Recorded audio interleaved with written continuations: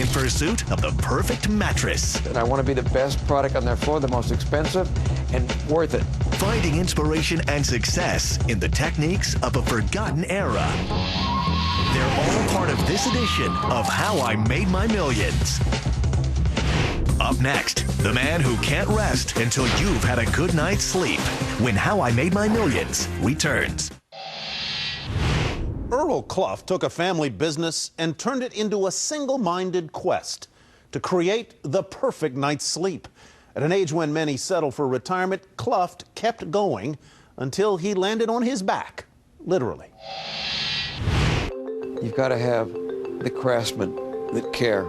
Earl Kluft is obsessed with sleep. Everyone, how are you today? This has to be very, very straight. Like his grandfather and father before him, Kluft doesn't just make mattresses. He's on a mission to create the ultimate good night's rest. Kluft's top-of-the-line mattress, stuffed with 20 pounds of royal cashmere, mohair, and silk, costs more than most cars.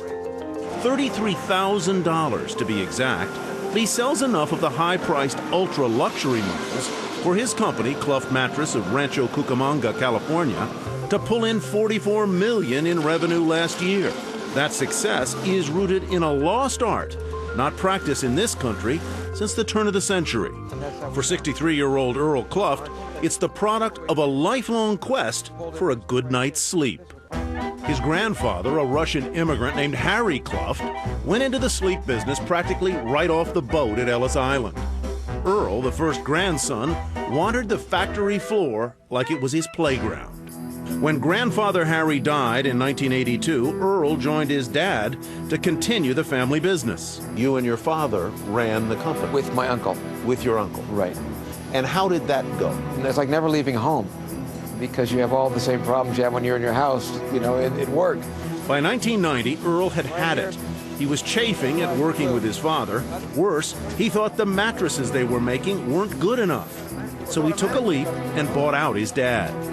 Not that he wasn't good at what he did.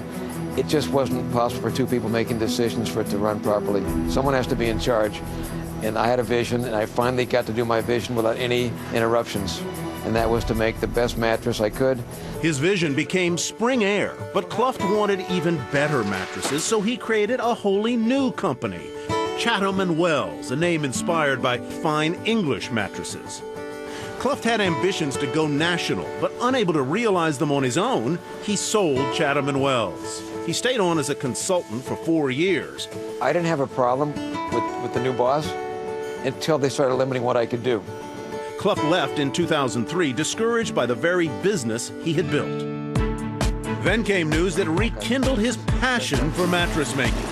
Aireloom, an icon of the industry and a lifelong inspiration for Kluft, was up for sale.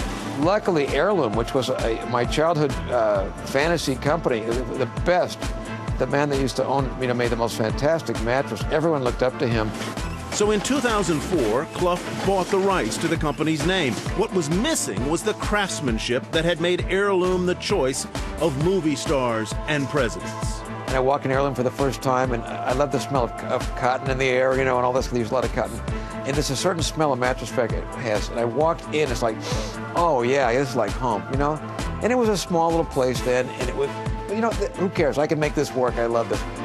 After I got there, I had no idea how far they'd let the company deteriorate on quality, on everything. The problems were massive. All the pizzazz was gone. They hadn't redesigned a mattress in years. They were living off the old-fashioned designs, and they'd done nothing really but just kind of milk the brand. So Kluft introduced a new patented design that he hoped could turn things around and finally help him create the best mattress in the industry. Trouble was, the factory wasn't up to the challenge. They couldn't remember, almost anything they used to do. We had to retrain them on everything. Earl knew he had to make a change, one that would signal he had every intention of making the best mattress money could buy. We had a one-year-old business, and I knew we had to move into something really fantastic, a showplace. We bought dirt. We constructed the building. Once our customers would come visit us, we'd drive them over. Even when they just saw the dirt and they saw the construction, they go, okay, this guy's serious. Then they thought I'm in it for the long haul.